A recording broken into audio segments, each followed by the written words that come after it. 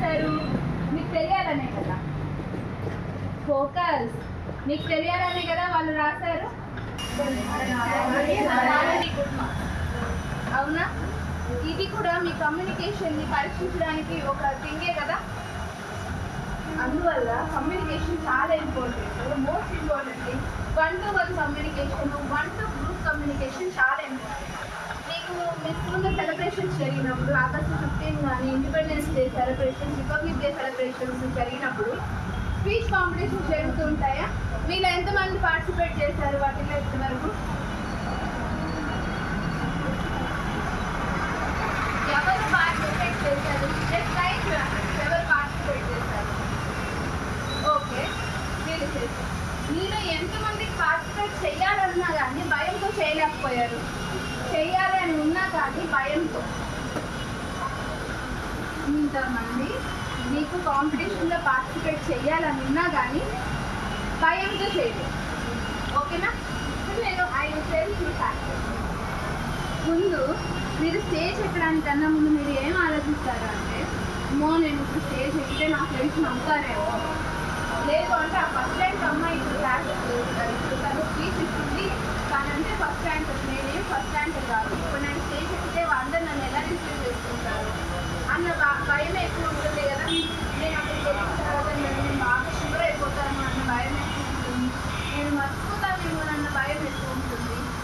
అవునా?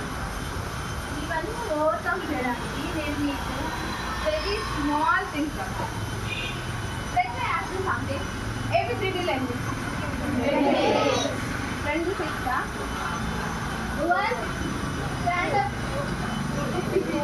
ABCDలు ఎన్ని? 4 A to Z ఎన్ని? ఆల్ఫాబెట్స్ ఎన్ని? కానీ క్విక్గా నేను అడిగింది really silly question, but okay, go and కూర్చో. Let me tell you one logic. ABCD logic. Because మీరు స్కూల్కి రాగానే ఫస్ట్ నేర్చుకుంది ABCD కదా, అందుకు మన మజా అవే.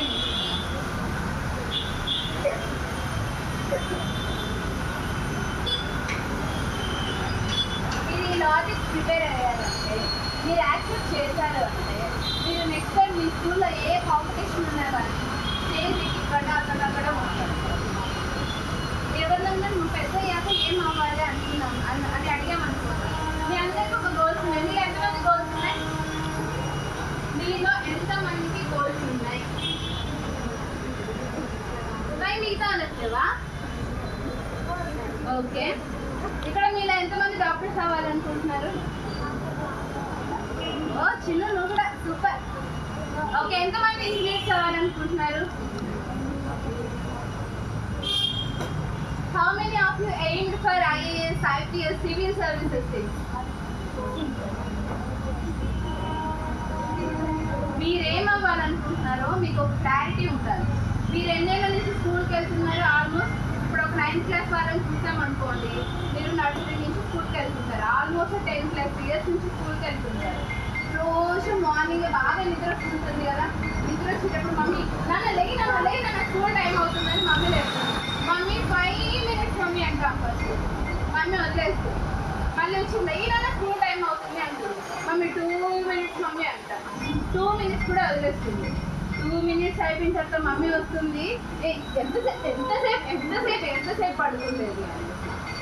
రోజు ఇంత కష్టపడి పొద్దున్నే నిద్రలేసి బ్రష్ చేసి నీట్గా రెడీ అయ్యి, మా అమ్మాయిలు అయితే ఇంకా నీట్గా రెడీ అవుతారు. మా స్కిన్ కాడి రోజు కార్న్ పౌడర్ కొట్టుకొని ఇంత నీట్గా రెడీ అయ్యి స్కూల్కి వెళ్తున్నాము. దేనికోసం వెళ్తున్నాము? ఒక డిసిప్లిన్ ఉండాలి కదా స్కూల్కి. దేనికోసం వెళ్తున్నాము? ఒక లక్ష్యం ఉండాలి కదా. అవునా? ఇప్పటిదాకా ఎవరికైతే గోల్స్ లేవో మీరందరూ కూడా మీ గోల్ని సెట్ చేసుకోవాలి. నేను నా లైఫ్లో ఒక 10 years అయిన తర్వాత ఈ పొజిషన్లో ఉండాలి, మా ధర్మవరంకి ఆర్టీఓగా రావాలి, లేదు మా అందరికి కలెక్టర్గా రావాలి, లేదు పెద్ద డాక్టర్ అవ్వాలి. ఇలాంటిది ఏదో ఒకటి మీ ఇష్టాన్ని బట్టి మీ లక్ష్యాన్ని మీరు ఫిక్స్ చేసుకోవడంలో ఎవరి ఇన్వాల్వ్మెంట్ ఉండకూడదు. ఓకేనా? అందరు కూడా రేపు నేను వచ్చి అడుగుతాను మీ గోల్స్ ఏవి అంటే నాకు తెలియదని ఎవరు అనుకుంటారు. ఓకేనా? మీరు పెద్ద అయిన తర్వాత ఏమవ్వాలో మీరే డిసైడ్ అవ్వాలి కదా. మీకు ఏది నచ్చినా కానీ మీరు అవ్వచ్చు, మీరు అనుకున్నారు. మీరు పెద్ద కలెక్టర్ అయ్యారు అనుకోండి, మీరు కోరుకుంటున్నారు పెద్ద కలెక్టర్ అవ్వాలని. నేను బాగా కలెక్టర్ అయ్యేసి అనంతపూర్కి వచ్చేసి మా స్కూల్ పిల్లలందరినీ కూర్చోపెట్టేసి నేను స్టేజ్ పైన మాట్లాడుతుంటే అందరూ చూడాలి, ఇవే కదా కోరుకుంటాము. నేను బాగా సక్సెస్ఫుల్ పర్సన్ అవ్వాలి, నాకు అందరూ సన్మానాలు చేయాలి, ఇలాగే కదా కోరుకుంటాము. ఇవన్నీ కూడా నేను లైఫ్లో గొప్ప లైఫ్ ఉన్నారు కదా, మీరు ఒక 100 మందిని మాట్లాడేలాగా ఇన్ఫ్లుయెన్స్ చేసేలాగా మీరు ఉండాలి. అవునా? మీతో మాట్లాడటం రాదనుకోండి, ఏమవుతుంది? కష్టం కదా. ఫస్ట్ మీ మనసులో నుంచి తీసేయాల్సింది భయం. ఎదురుగా ఉన్న వాళ్ళు ఏమనుకుంటారో అనుకునే కన్నా, ఎదురుగా ఉన్న వాళ్ళు చిన్న చిన్న పిల్లలు అనుకోండి, నర్సరీ పిల్లలు అనుకోండి, మీ ఎదురుగా కూర్చున్న వాళ్ళు, మీ టీచర్స్ అయినా, మీ హెడ్ మాస్టర్స్ అయినా కానీ, ఇంకా ఎవరైనా మీ క్లాస్మేట్స్, మీ సీనియర్స్, మీ జూనియర్స్, మీ కళ్ళ ముందు కూర్చున్న వాళ్ళందరూ చిన్న పిల్లలు, వాళ్ళకి ఏబీసీలు కూడా రావు. వాళ్ళ ముందు మీరు స్పీచ్ ఇస్తున్నారు, మీరు భయపడతారా? ఖచ్చితంగా భయపడరు కదా. మీరు స్టేజ్ ఎక్కే ముందు మీరు అలాగే ఫీల్ అవ్వాలి. నేను పోయి చాలా చిన్న పిల్లలకి చెప్తున్నాను, వాళ్ళకి ఏం తెలియదు, సో నేను ఏం చెప్పినా కానీ బాగుంటుంది అనుకోవాలి. మీరు స్టేజ్ ఎక్కే ముందు ఫస్ట్ బాగా ఫాలో అవ్వాల్సింది అటైన్. ఎలాంటి డ్రెస్తో వెళ్తారు అంటే చాలా ఫార్మల్గా మీరు స్టేజ్ ఎక్కాలి.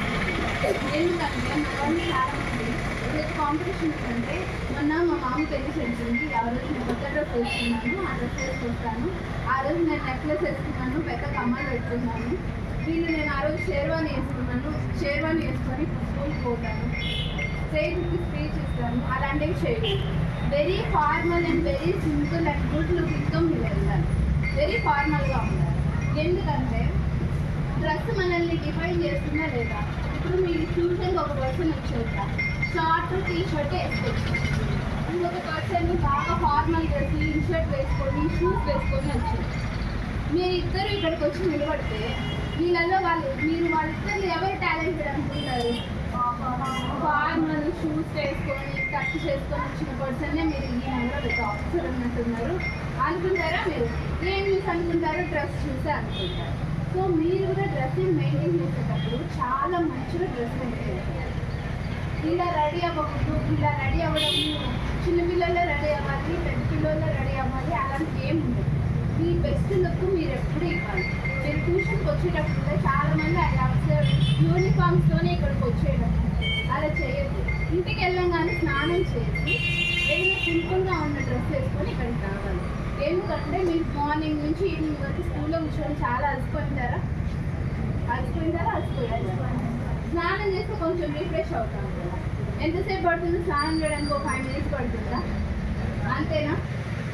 అంతేనా కదా. సో మీరు వచ్చేటప్పుడు మీరు లుక్ నాట్ ఓన్లీ ట్యూషన్కి, మీరు స్కూల్కి వెళ్తున్నారు, నీట్గా రెడీ అయ్యాలి. మీరు స్టేజ్ ఎక్కుతున్నారు, ఇంకా నీట్గా రెడీ అయ్యాలి. ఇది మీ మైండ్లో ఎప్పుడు పెట్టుకోవాలి, ఓకేనా? గర్ల్స్, మీరు స్టేజ్ ఎక్కేటప్పుడు పెద్ద పెద్ద జుంకాస్ ఇవన్నీ పెట్టుకోవచ్చు. ఎందుకంటే ఇవన్నీ కూడా చూడడానికి ఎఫెక్ట్గా ఉంటాయి. చాలా సింపుల్గా మెయింటైన్ చేయాలి. సినిమా వాళ్ళు ఆడియో రిలీజ్ ఫంక్షన్కి స్టేజ్ ఎక్కుతుంటారు, ఎలా ఉంటారు? హడావిడిగా ఉంటారు. మన టీచర్స్ సెలబ్రేషన్స్కి మీ కలెక్టరేట్లో బెస్ట్ టీచర్స్కి అవార్డ్స్ ఇచ్చారు. కలెక్టర్స్ ఎలా ఉంటారు? IAS IPS ఆఫీసర్స్ ఎలా ఉంటారు? వెరీ వెరీ క్లాస్ అలా ఉంటారా? మీరు కూడా స్టేజ్ అలాంటి మెయింటైన్ చేయాలి. ఓకే, నెక్స్ట్ వచ్చేసి మీ బాడీ లాంగ్వేజ్ చాలా ఇంపార్టెంట్. రారా అని నేను అంటాను, రారా అన్నానికి ఇదా బాడీ లాంగ్వేజ్? అవునా? నువ్వు ఇలా రా నువ్వు, నిన్నేమన్ను ఇలా రా మాటకి బాడీ లాంగ్వేజ్కి ఏమన్నా సింక్ అవుతుందా? అవ్వదు కదా. మనం చాలాసార్లు బాడీ లాంగ్వేజ్తో కమ్యూనికేట్ చేయొచ్చు. చేస్తారా? చిన్నపిల్లలు, మాటలు రాని పిల్లలు మొత్తం కూడా బాడీ లాంగ్వేజ్తోనే కమ్యూనికేట్ చేస్తారు. బాడీ లాంగ్వేజ్ అంటే